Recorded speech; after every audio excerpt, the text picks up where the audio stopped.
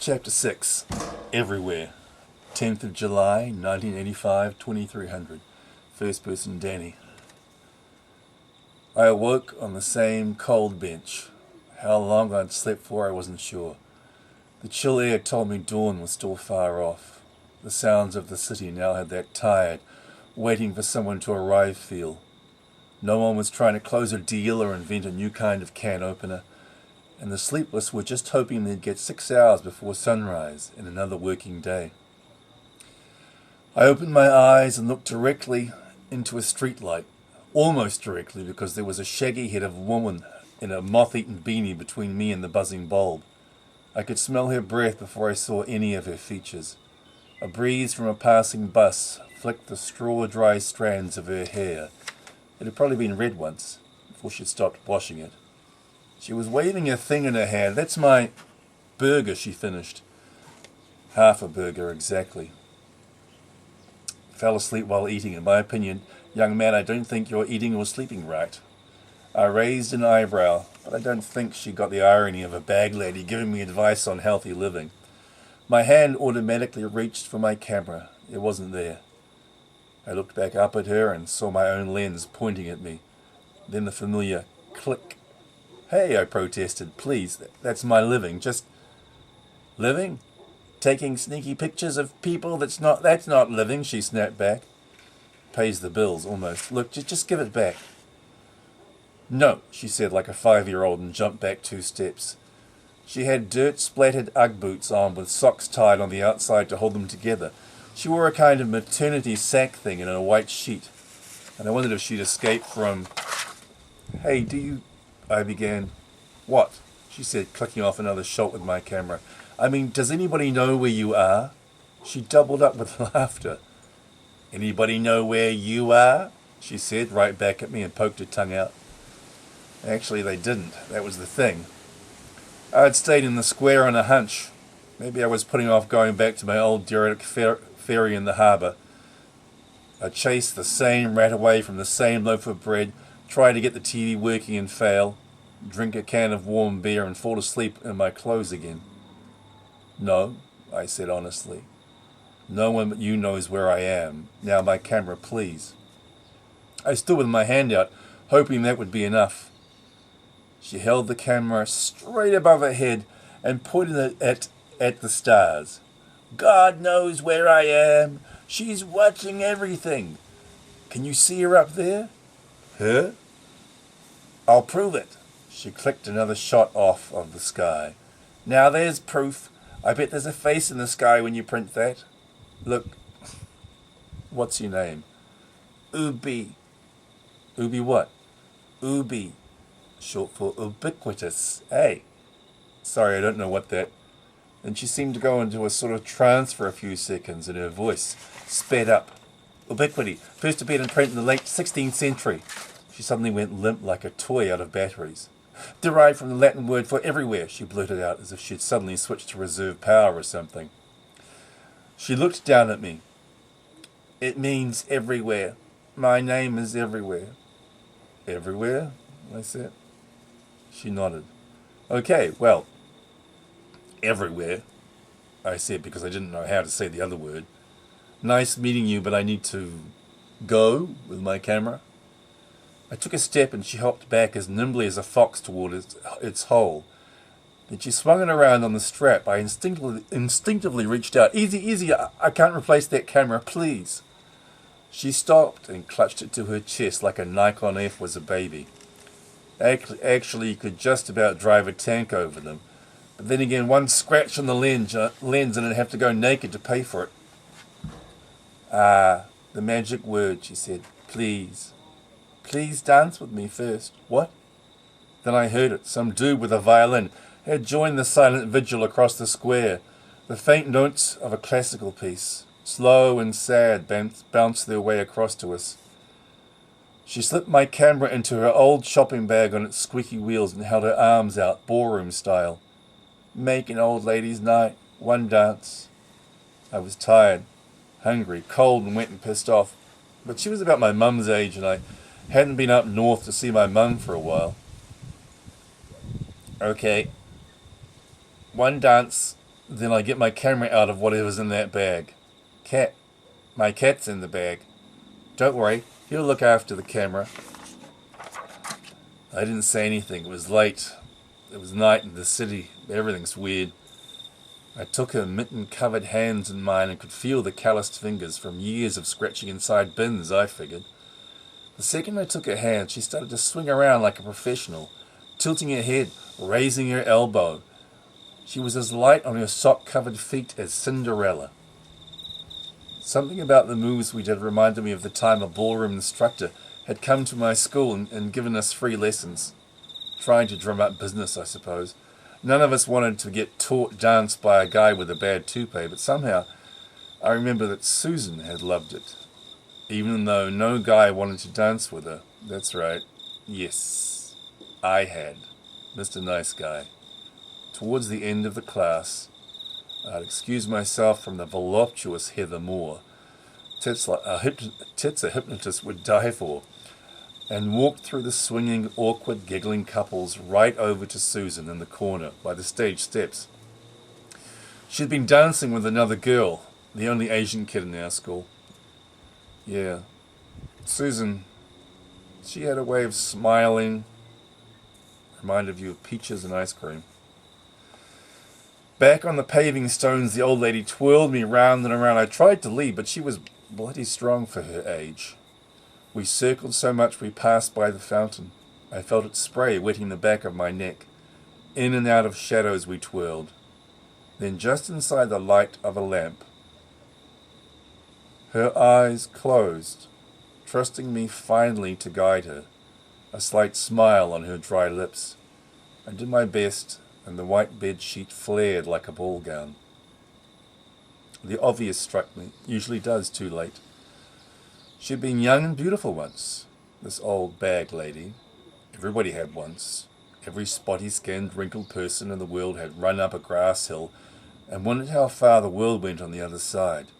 Every kid had lain on their back in the summer grass, looking up at the stars, full of hope and wonder, knowing their whole life was before them.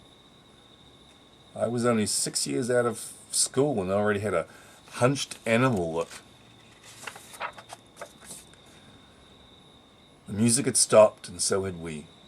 She stood there looking at me, looking younger suddenly. "Danny," she said quietly. "Yes, but I didn't tell you my..." She pointed to the bag near the bench. "On your bag. Everywhere, look. Can I take your picture?" "Why? I'm not pretty. It's not about beauty, not that kind. Where do you live?" On an old ferry, the Motoroa, down at Marsden Wharf." "Well, you can take my picture, picture taker, but not here." She gave a wicked sort of wink, gripped her wheeled shopping trolley with my camera in it and supposedly a cat, and took off downtown towards the harbour. Hey, this isn't funny. I dance with you. Everywhere, I dance with you. Hey, wait up a bit. Oh, shit. I ran after her. She was fast for a woman in her. Well, I didn't know how old she was, 55, 75, 103. Sometimes the homeless are like that, neither young nor old, just kind of in between. It didn't help that I had to go back for my bag. By the time I made the main street, I could see her halfway downtown, white sheet flying behind her like a cape. The squeaky wheel was echoing up and off the glass towers. At least it was easy to follow. I slammed into the rail outside Marsden Wharf and went down on one knee. 3 deep, sucking breaths later, I threw up a couple of coffees, crisps, and half a burger. The yellow light of the ferry building clock beamed down that it was 11:30 p.m. I looked around and I couldn't see her, and then I noticed a camera sitting on a postbox. "Thanks very much," I yelled to no one. "You're welcome," said a voice rising from the dark harbour. The voice sounded younger, saner as it bounced off the water, as if the chase for my camera had taken us down some rabbit hole back in time. "Where are you?" I just couldn't walk away now. I was connected to her, like a cousin you wish you didn't have to pick up when they got stuck at some party or in jail. You still dragged yourself out of bed and drove down through the night, bitching all the way. "There but for the grace of God, huh?" That's what my mother used to say. Used to before the dementia had really taken away that great ability she had to look at the world and sum it up in one sentence. I looked around for a body to go with the voice. "Where the hell are you?" I said. "Right in front of you. You're blind or something," she chuckled back. I peered out across the harbour, into all the reflections and glare that goes with it. Standing on a mooring pillar 20 yards away was the old woman calling herself everywhere. "Hey, should you be out there?" "I'm a cat," she replied. Even with the glare of the harbour, I could see that she was balancing on 1 foot high above the dark sea. Then my attention was taken by the background. The Rainbow Warrior was moored right behind her. The sight of the old boat made me sigh. I'd run Greenpeace, turned up unannounced, even posed as the mail guy, and hand-delivered a letter to Greenpeace to try and get a gig photographing anything. Greenpeace was right in the cauldron of protest over French nuclear testing in the Pacific. It really pissed the French off. But I hadn't finished my degree, I hadn't finished anything. They liked my stuff. But rightly guessed, I was a risk. A little too maverick even for the mavericks that played chicken and zodiacs with monster whaling ships. Yep, she was probably the world's #1 peace vessel, small as she was. 30 years ago, the US had tested a nuclear weapon near Rongelap Island.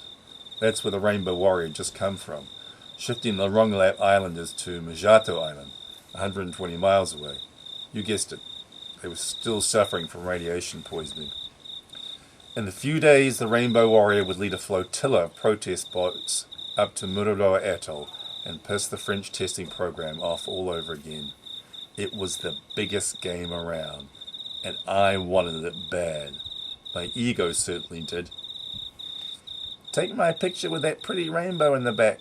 Everywhere pointed at the giant rainbow that was painted on the side of the old fish research boat turned protest ship. "You want the Rainbow Warrior in the background? The light is behind you," I called back. "Get the clock in too, that big one." She pointed at the ferry building clock, now telling everyone still awake that it was 11:37. I heard a meow come from the pull bag as she still balanced precariously on the thin beam. "You have got a bloody cat in that bag." "Of course, a one-eyed cat. He's developed in other ways." She stroked the feline in the bag, then like some magician proving a claim, held him up against the lights of the building behind her. "Take it now," she said. It was a damn good shot, but I was having trouble composing all the elements, and the bloody light was impossible. I needed someone to switch on a whole set of light in one of the buildings. I did what I could with stop and speed and angle, and just kept my thumb flicking the lever, click, click, click, hoping I could still have a few frames left. I felt the lever drag, which meant I just pulled the last frame into readiness, like one last squeeze of the toothpaste, one last bullet in the barrel. It all just lined up.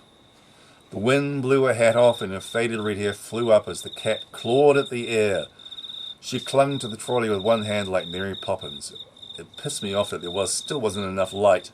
And then, like some heavenly intervention, there it was, light. More light than I needed because the Rainbow Warrior, Greenpeace's flagship, just blew up. She just blew up as I pressed the trigger. I saw everywhere fall, the sound of the shock for the blast throwing her into the cold waters beneath the wharf. She passed out of sight and I saw the tip of the splash she made, but the dark covered the rest and there was nothing after that. Just noise and shouting and alarms, but no everywhere. No crazy old woman with a one-eyed cat and a white superhero sheet. The only thing left to look at in the water was a listing protest ship. I swung my camera back onto my back and found the ladder down to under the wharf. Everywhere. She was gone and I was out of my head. Maybe it was stupid, yeah. Well, it was stupid, but I took off what I could and placed it on a beam. Then, knowing it was a bad idea, but still doing it, I dived into the black harbour and swam down as far as I could. I couldn't see a damn thing. I can tell you this for sure. Underwater at night, the instinct to go back up claws at every stroke. I don't know, maybe I felt something, the handle of a trolley bag, maybe not. Just as I was climbing, back for air, the water around me shuddered. There was light in the darkness of the sea. My ears felt weird, and breaking the surface for air, I spun around to see the Rainbow Warrior listing even more. Shit! Second explosion, I shivered as I treaded water. Shit, no accident. Then she listed even more and went down in a couple of minutes max. I could see people scrambling off. There was nothing I could do. Guys were running from all directions. Then breaking out of the hum of the city like screaming torpedoes, I heard the sound of police cars. I tried to stop a couple of officers. I tried to say, hey, there was this old lady who fell in the harbour. But everything and everyone was rushing to the wharf and that sunken boat. Finally, a security guard helped me search the steps and walkways around the water. He was Samoan, I think. Very quietly spoken guy, very considerate. So considerate it took me 15 minutes to realise he didn't believe a word I'd said. I headed home to try calling the police. There was an old phone box next to the ferry. It sometimes worked. It took 20 minutes to get to somebody that sounded calm. She assured me she would get a message to the water police. They were called out anyway on account of the incident down there. She would let them know to keep an eye out for someone in the water. Satisfied I had done all that I could, weariness took over. There was something about the last hour or two. It made me tremble. I'd met and maybe seen someone die in less than most people have, in less time than most people have dinner at a restaurant. Water. It's always water, I thought. I stumbled onto the old ferry. I had a little dark room set up in the toilet that didn't work. It was old gear, but it worked. I developed the roll, dried it, slid the negative under the glass and the enlarger I'd bought second-hand from the old bus terminus camera shop. Using my last bottle of developer, I pushed the paper around and waited more impatiently than ever. I remembered way back to the excitement of my first image. It had been of Catherine, of course. A stolen moment at a school sports day. Her head amongst a crowd watching passing runners.